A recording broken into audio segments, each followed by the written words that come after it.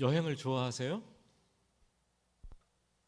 저와 여러분들은 줄곧 예수를 믿은 처음 그때부터 교회에 발을 들여놓고 지금까지 믿음 생활을 해오고 있습니다. 그동안에 여러분들의 믿음이 얼마나 자랐을까요? 그 믿음의 자람을 어떻게 우리가 알 수 있을까요? 산술적으로 계산한다면 지금 내가 가진 이 믿음의 분량에서 처음 예수 믿는 그 순간 그때 가졌던 믿음의 크기를 이렇게 빼면 얼마나 믿음이 성장했는가, 지금까지 내 믿음 여행의 상태가 어떠했는가, 믿음의 무게가 아니 믿음의 크기가 얼마나 증가했는가 우리는 알 수가 있습니다. 성경은 그 믿음을 가리켜서 들음에서, 하나님의 말씀을 들음에서 난다고 얘기를 합니다. 그렇기 때문에 우리가 신앙생활을 하면서 부지런히 말씀을 듣고 또 들어야 돼요. 개인적으로 말씀을 읽고 듣고 예배 시간을 점차 늘려가면서 말씀을 들어야 되죠. 주일 예배만 참석하시는 분들은 한번 금요 기도에도, 금요 예배도 새 힘을 얻기 위해서 한번 참석하고, 또 금요 예배 참석하시는 분들은 요즘 새벽 기도에 참 많이 오셔서 기도하시는 것 같아요. 얼마나 감사한지 모르겠는데, 또 새벽 기도에도 와서 말씀을 들으면서 믿음이 얼마나 자라가는가 한번 경험해 보시기를 부탁을 드립니다. 말씀을 듣는 것이 믿음을 발생시키는 이 발전기, 이 제너레이터와 같은 역할을 한다면, 기도가 믿음을 떨어지지 않도록 유지하는 역할을 하게 됩니다. 예수님도 그렇게 말씀하셨어요. 내가 너를 위하여 너의 믿음이 떨어지지 않도록 기도하노니. 나 스스로 기도하든지 누가 나를 위해서 기도하든지 믿음이 떨어지지 않는 유일한 방법은 기도하는 것이라고 말씀을 하고 있어요. 그래서 우리의 신앙생활은요, 이 말씀과 기도 생활이 계속 수레바퀴처럼 굴러갈 때 믿음이 자라가는 거예요. 믿음이 왜 이렇게 안 자라지? 믿음이 뒤로 가는 것 같지? 문제는 뭐예요? 말씀 생활이 잘못된 거예요. 기도 생활이 부족한 거죠. 기도하지 않으면 믿음이 병들고 작아지고 쪼그라들고 시험에 들게 되어 있습니다. 시험에 들지 않도록 깨어서 기도해야 되는 거죠. 시험에 들면은 있는 믿음도 다 까먹게 되는 거예요. 그러면 다시 말씀 생활로 되돌아가야 되고 기도를 같이 해나가야 되는 거죠. 다른 방법은 없어요. 우리는 말씀을 읽음으로 믿음을 자꾸 더하고 생성시켜내고, 기도를 통해서 그 믿음을 건강하게 유지할 때 온전한 신앙생활을 할 수 있고, 주님께서 맡겨주신 일들을 신실하게 감당할 수가 있습니다. 그런데 기도를 할 때 의례껏 자연스럽게 더해지거나 곁들여지는 동작 또는 행위가 있습니다. 예를 들면 가령 무릎 꿇고 기도하는 거죠. 그리고 두 손 높이 들고 기도하는 거죠. 그리고 영으로 방언을 통해서 기도하는 거죠. 또는 부르짖는 소리로 크게 기도를 하는 거죠. 때로는 조용히 묵상하면서 기도합니다. 이런 것들이 있는데, 이렇게 기도에 동반되는 것들 중에 아주 중요한 것이 있습니다. 그것이 뭐냐 하면 금식하는 거죠. 금식하는 겁니다. 정확히 말하면 금식하며 기도하기. 이 금식과 기도는 뗄래야 뗄 수 없는 아주 긴밀한 관계가 있어요. 시편 35편 13절에서 다윗은 이런 고백을 하고 있습니다. 한번 말씀을 같이 읽어보겠습니다. 나는 그들이 병들었을 때에 굵은 베옷을 입으며 금식하여 내 영혼을 괴롭게 하였더니 내 기도가 내 품으로 돌아왔도다. 금식했더니 내 기도가 내 품으로 돌아왔다는 거예요. 저는 성경을 읽으면서 이 말씀을 딱 집중할 때, 와, 이렇게 멋진 표현이 있을까? 내 품으로 내 기도가 돌아왔다는 이 말을 참 듣는데 전율이 몸에서 짜릿하게 느껴지는 거예요.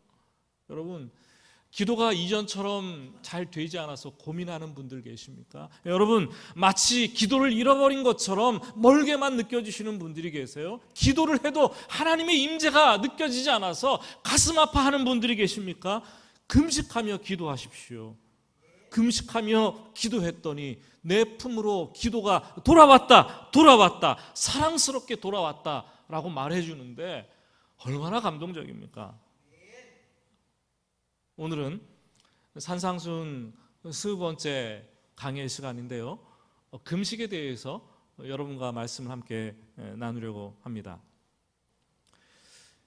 요즘 예수 믿는 사람들뿐만 아니라 일반적인 사람들 가운데서도 이 금식 또는 단식에 대해서 관심을 가지고 또 그들의 인식이 꽤 높아져 있는 것을 보게 되는데요, 금식원이나 단식원들이 적지 않게 우리 주변에 생겨나기 시작했고, 어떤 단식원에서는 이렇게 현수막을 크게 내걸었는데 이렇게 써붙였어요.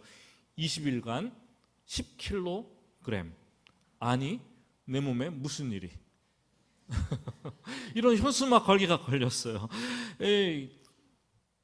그 문의를 해보면 이 밥도 안 주는데 한 달 동안에 120만 원의 가량의 비싼 돈을 주고 거기에서 그 제시하는 프로그램을 이수하는 거예요. 요가를 하기도 하고 밥을 안 먹고 금식하면서 명상을 하기도 하고 산책을 하기도 하고 뭐 이런 프로그램에 며칠씩 참여를 하는 거죠. 어떤 사람들은 인터넷을 보면서 금식 방법과 요령을 배워서 하기도 하고, 또 금식이나 단식을 권장하는 사람들은 이렇게 주장을 해요. 7일간 금식은 육체를 변화시키고 14일간 금식은 정신을 변화시키고 21일간의 금식은 영혼을 변화시킵니다. 변화시킨대요. 이렇듯 현대인들이 금식을 자신의 미모 관리뿐만 아니라 식습관 개선을 통해서 건강관리, 또한 마음과 정신을 치료하고 회복하는 아주 중요한 도구로 사용하는 것을 볼 수가 있습니다. 그런데 여러분, 예수 믿는 사람들은 금식을 오해하면 안 돼요. 기독교 금식은 이 세상의 금식과는 달라도 너무나 다릅니다.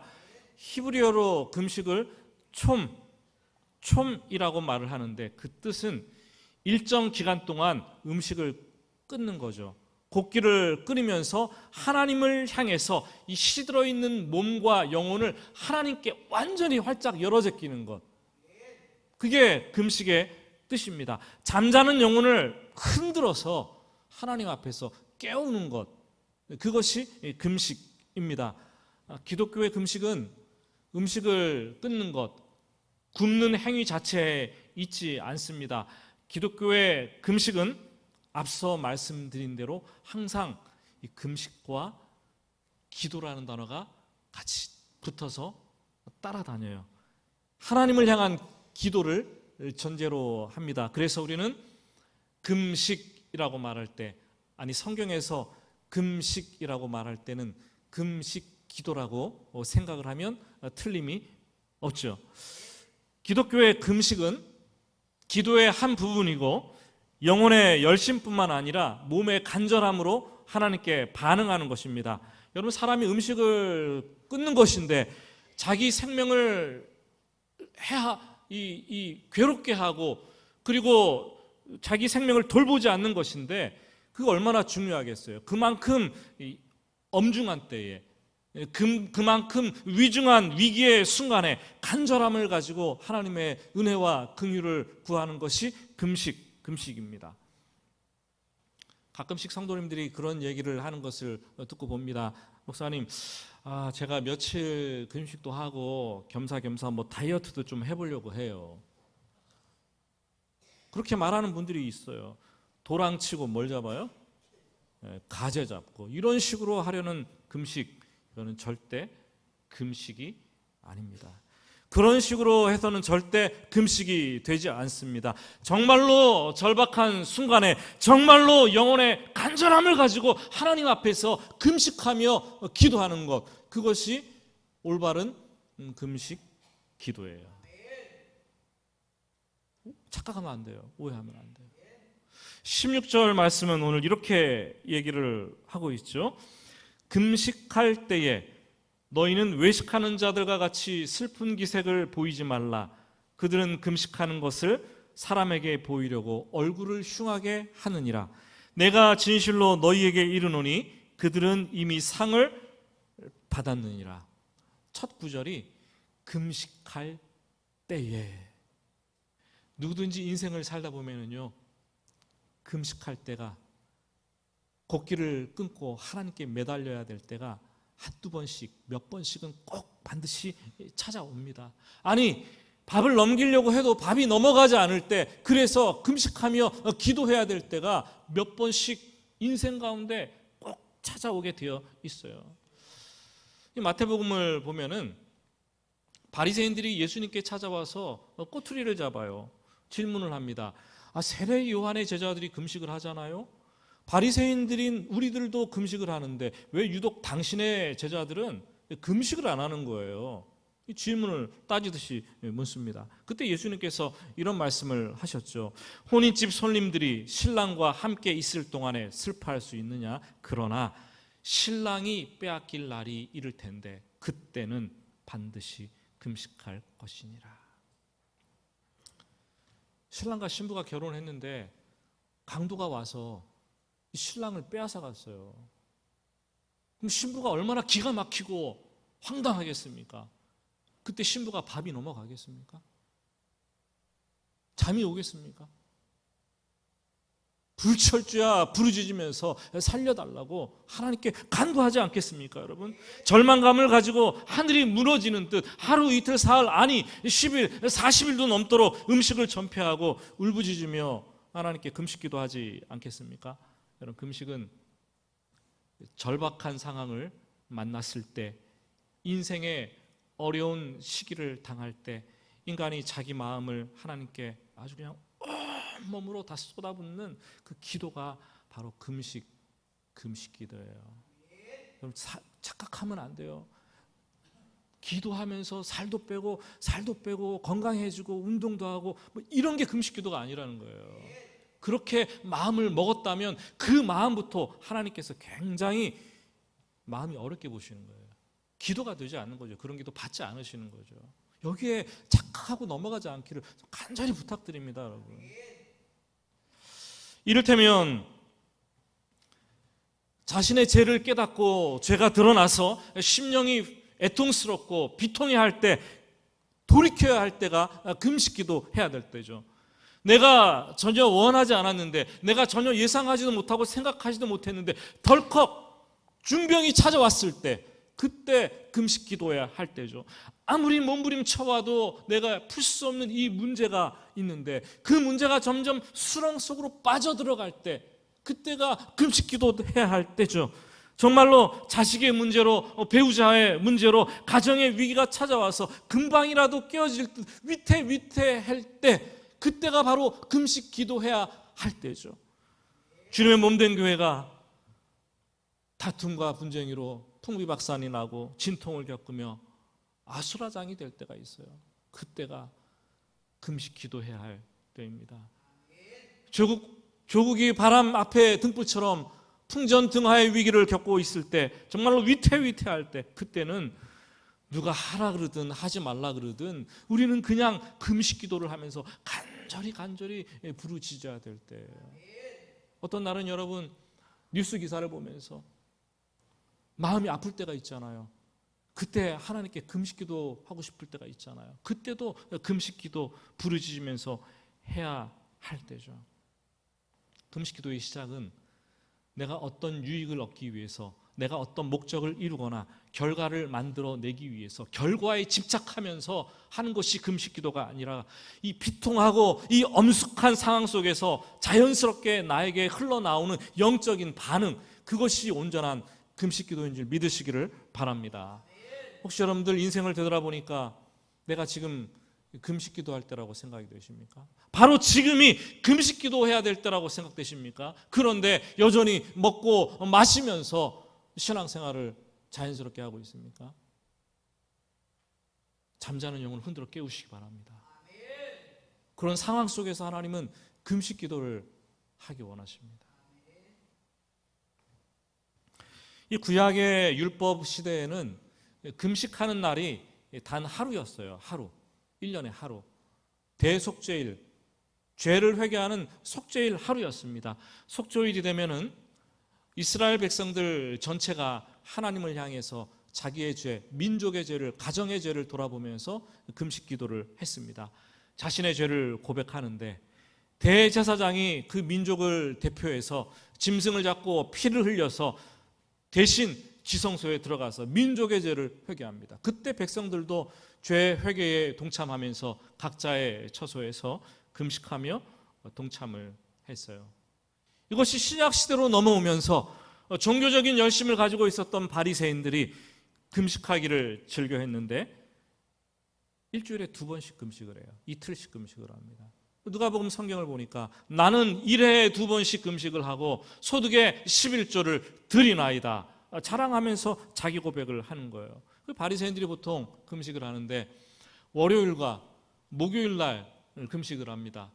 왜 이튿날을 택해서 결혼을 했냐 하면 모세가 시내산에 있을 때 40일 동안 산에 올라가서 십계명을 받고 금식기도 했잖아요.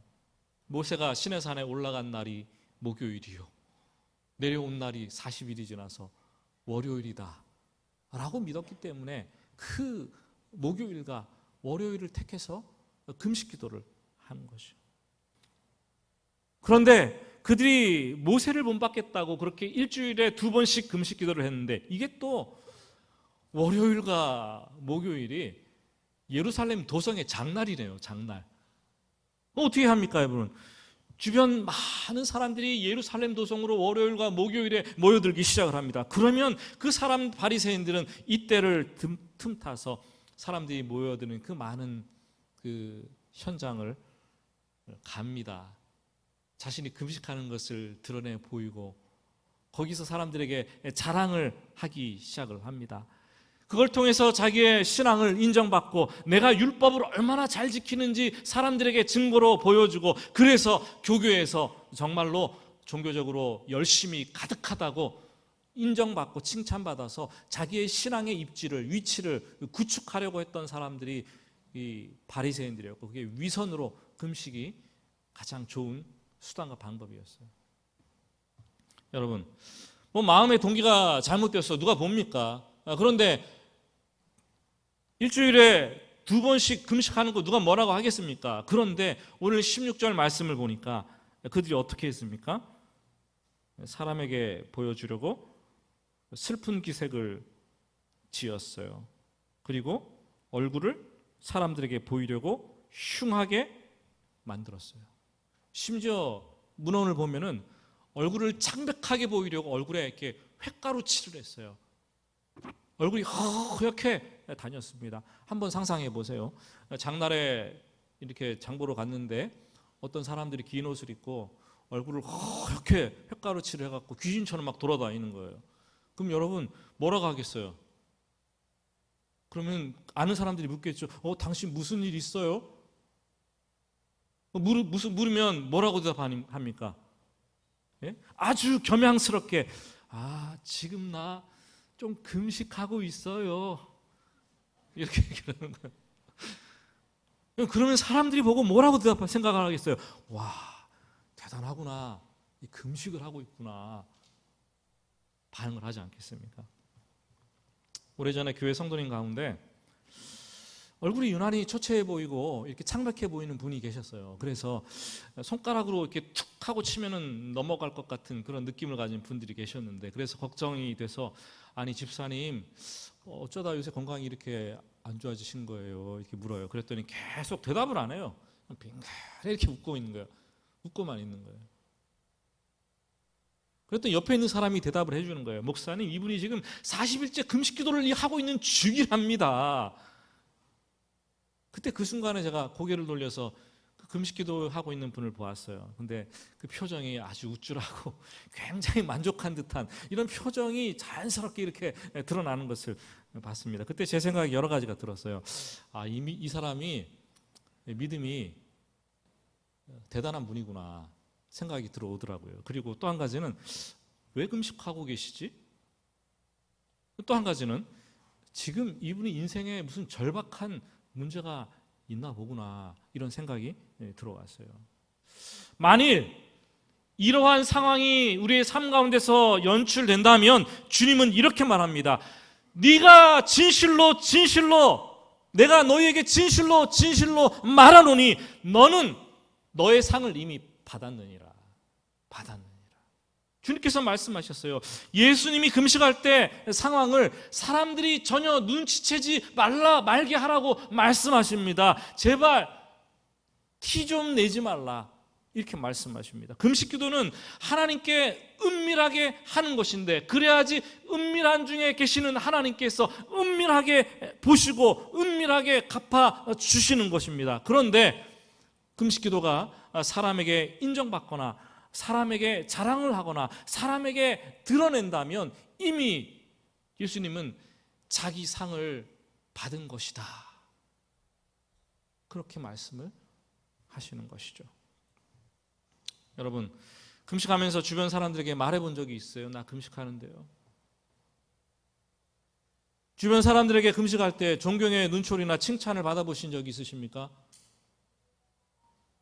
예수님은 금식하지 말라고 금식 자체를 부정하는 것이 아니라 이 금식, 변질된 금식, 잘못된 금식에 대해서 지금 경고를 하고 계시는 거죠. 그러면서 주님께서는 올바른 금식이 무엇인가 17절에서 얘기를 하고 있습니다. 17절 말씀을 우리 같이 한번 읽어보겠습니다. 너는 금식할 때에 머리에 기름을 바르고 얼굴을 씻으라. 이 금식할 때 일상적인 생활과 똑같이 적극적으로 몸 단장을 해서 표시를 내지 말라는 거죠. 하나님은 금식하는 외형보다 이 금식하는 마음을 중요하게 여기십니다. 문제는 마음에 달려 있습니다. 금식은 자기 영혼을 정화시키는 경건 생활의 방법인데 하나님을 독대하고 만나는 것이고 하나님과 은밀하게 진행되는 것이고 그것으로 하나님으로부터 주시는 능력과 위로와 기쁨을 받는 것 아니겠습니까? 그런데 그렇게 할 것이냐, 아니면은 나를 드러내고 나의 의를 사람들에게 보이고 자랑할 것인가, 그 기로에 서게 된다라는 거예요. 어떠한 의도를 가지고 있느냐, 조금이라도 이 후자의 의도가 있다라면 그것은 이미 사람들로부터 상을 받았기 때문에 하나님께서 네가 금식기도 한다고 줄 상이 없다, 지금 이렇게 말씀을 하십니다. 예수님 말씀을 들은 당시 바리새인들과 유태인들은 굉장히 큰 충격이었을 거예요. 아니, 지금 말씀을 듣는 여러분들 중에도 금식을 해보시는 분들, 즐겨 하시는 분들도 충격 받으시는 분도 있으리라고 생각이 됩니다. 구제든 기도든 금식이든 어떤 다른 신앙생활의 모양이라도 하나님보다 사람을 더 의식하고 하나님보다 내가 더 의식되면 일단 멈춰야 돼요. 하나님께서 받지 않는 것이기 때문에 그것은 이미 위선이 되었고 외식하는 것으로 오염이 되었기 때문입니다. 그리고 다시 하나님께 집중을 해야 하죠. 우리가 종교적 행위를 한다고 해서 그것이 무조건 하나님이 받으시는 영적 생활, 영적 행위라고 생각한다면 그것은 크나큰 오산이에요. 신앙은 하나님으로부터 시작되고 하나님으로부터 끝나야 하는 거죠. 신앙은 사람에게 보이고 사람에게 인정받는 그런 형식, 그런 틀로 완성되지 않습니다. 오히려 그렇다면 큰 해악이 될 수 있어요.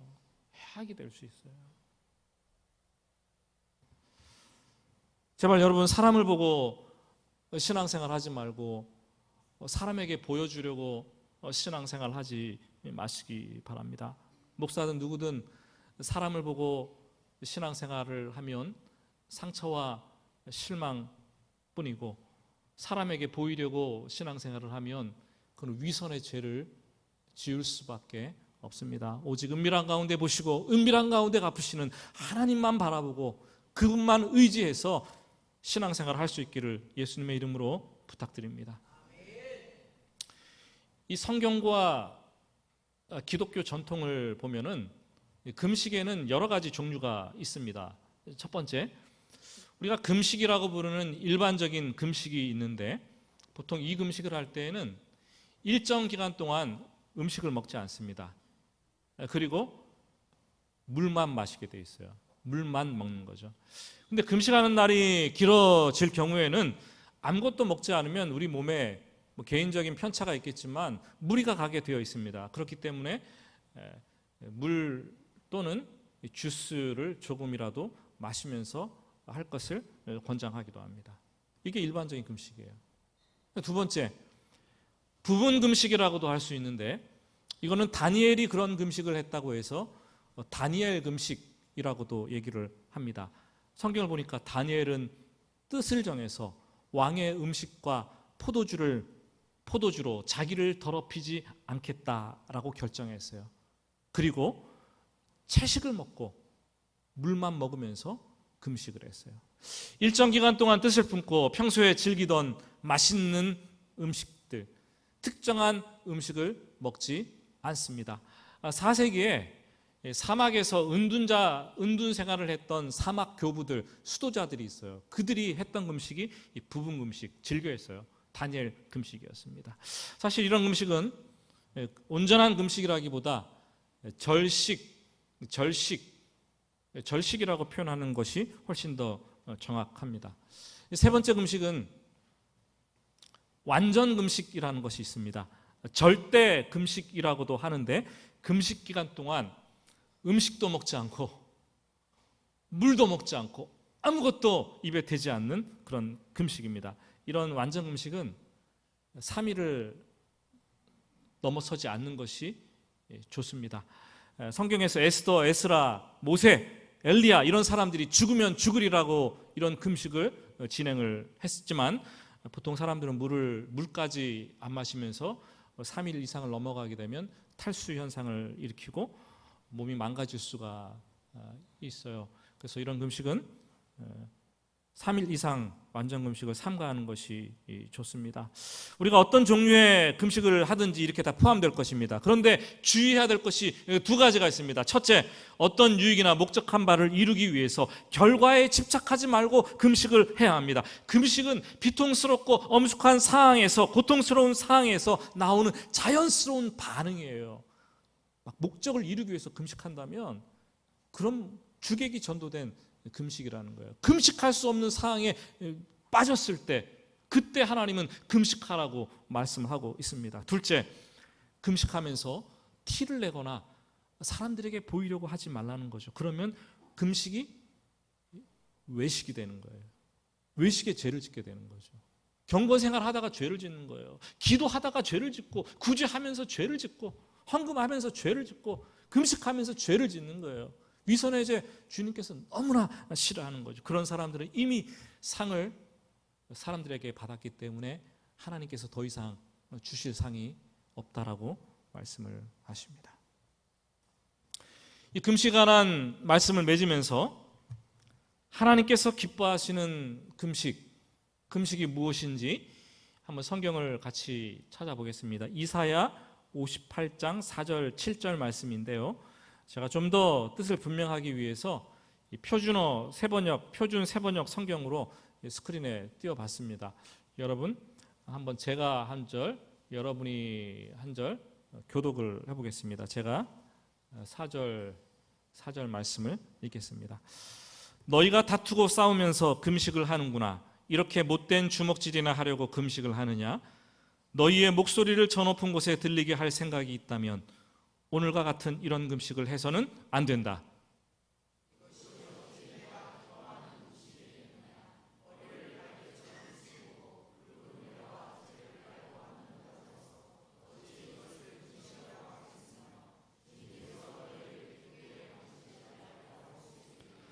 내가 기뻐하는 금식은 부당한 결박을 풀어주는 것, 멍에의 줄을 끌어주는 것, 압제받는 사람을 놓아주는 것, 모든 멍에를 꺾어버리는 것, 바로 이런 것들이 아니냐.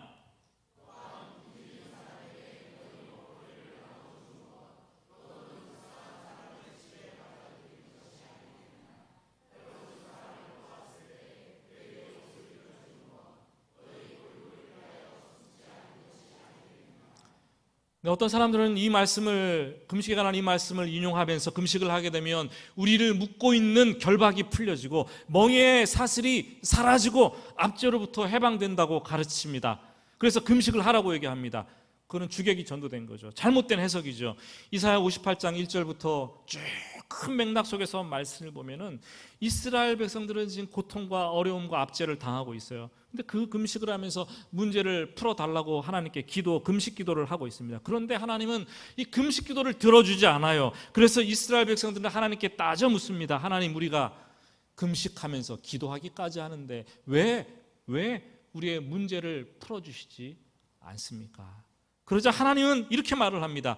야, 너희가 이웃과 싸우고 있잖아. 너희가 이웃과 다투고 있잖아. 너의 이웃과의 관계가 이렇게 엉망인데 너의 목적을 너는 달성하기 위해서 금식을 하고 있구나. 네가 원하는 것을 이루기 위한 금식을 도구로 삼을 뿐이지 나 하나님은 너의 금식을 받을 수가 없구나. 이렇게 말씀하셨어요. 우리가 40일 아니 100일을 금식한다고 해도 마음의 동기가 잘못되었다면, 지금 내 삶의 행위가 올바르지 못하다면, 사람들과의 관계가 엉망이라면 하나님은 그 금식을 절대로 받지 않으십니다. 사랑하는 여러분, 금식은 걷기를 중단하고 하나님을 바라보는 것입니다. 하나님께 집중하는 것입니다. 하나님께서 왜 그 금식을 싫어하겠어요? 하나님을 바라보고 있는데 얼마나 하나님께서 금식하는 사람들을 사랑스럽게 눈여겨보시고 집중하시겠습니까? 하나님은 절박한 상황에 있는 자들의 금식 기도를 기뻐하시고 그 금식 기도를 들으십니다. 여러분, 금식 기도할 상황이 도래하면 두려워하지 말고 금식합시다. 근데 금식을 할 때 올바른 금식, 온전한 금식 기도를 합시다. 그러면 하나님께서 여러분들에게 말 못할 은혜를 선물로 베풀어 주실 것입니다. 우리 같이 기도하겠습니다.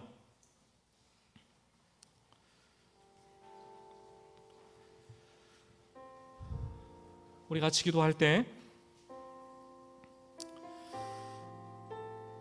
여러분의 마음을 돌아보면서 기도합니다. 내 마음속에 평안과 기쁨이 사라졌습니다. 요즘 너무 바쁘고 분주하지 않습니까? 초조하고 어떤 일 때문에 불안하지는 않습니까? 지치고 몸이 이곳저곳 상하지는 않았어요? 상한 심령을 위로하시고 병든 몸을 고쳐달라고 주님께 기도해야 될 순간이 되진 않았습니까? 주님, 기도해야 할 때 기도하게 하시고 금식해야 할 순간에 금식에 동참하게, 두려워하지 않고 금식에 동참하게 하는 심령 되게 하소서. 사람 보지 않고 사람에게 보이려고 하지 않고 오직 하나님께만 집중하며 나아가는 기도 생활, 금식 기도 생활이 되게 하시고, 그리하여 하나님을 가까이 누리고 신앙생활의 참 기쁨을 경험할 수 있도록 도와주시옵소서. 내 신앙생활에 이 군더더기가 너무 많이 붙어있고 가식과 보여주기 위한 것들이 많이 붙어있다면 하나님, 이거 떨쳐내겠습니다 라고 오늘 이 시간 기도하겠습니다. 우리 작은 목소리로 조용히 여러분들의 삶을 돌아보며 하나님께 고백합시다. 같이 기도하겠습니다. 주님 기도합니다. 주님 기도합니다. 내 신앙을 돌아봅니다. 믿음을 돌아봅니다. 주여, 더럽고 추한 것들이 많이 붙어있어서 정결 다 할 수 없고 하나님은 가까이 느껴지지도 않으며 너무나 멀리 있는 듯 고통 가운데 있는 우리 영혼이 아닙니까? 영혼의 불만족스러운 상황이 되고 삶이 고통스럽고 어렵고 힘든데 금식하지 못하고 기도하지 못하는 그 자리에 있는 것은 아닙니까? 기도하는데 보이려고 하고 있고 신앙생활 자체가 가식적인 외식으로 아버지는 굴복되지는 않습니까? 아버지 하나님 불쌍히 여겨주시옵소서. 긍휼히 여겨주시옵소서. 올바른 신앙생활을 할 수 있도록 주님 도와주시기 바랍니다.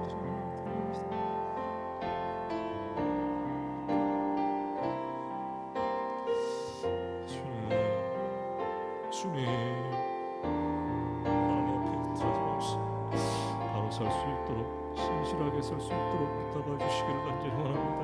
어떠한 상황 속에서 하나님 바라보고 부르짖고 기도하게 하시고, 극한 상황에 금식하며 기도할 때에 금식하는 사람들을 보시고 하나님 기도하게 하여 주시옵소서. 주님 주시옵소서.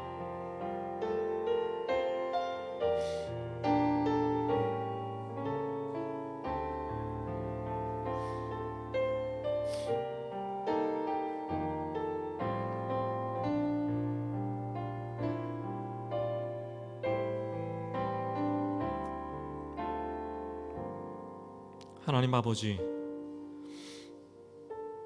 신앙생활을 몇 년을 해왔습니까?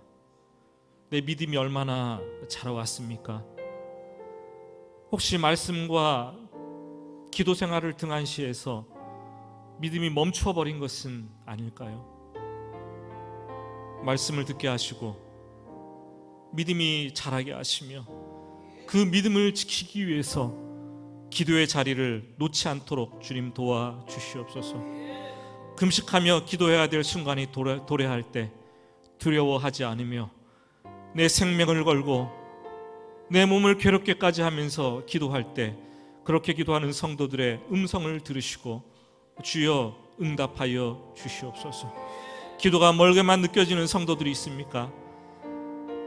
금식하며 기도할 때 기도가 다시 내 품에 돌아왔다라는 그 말씀처럼 다시 한번 신앙생활의 고삐를 조이고 주님께 나아갈 수 있도록 주님 도와주시옵소서.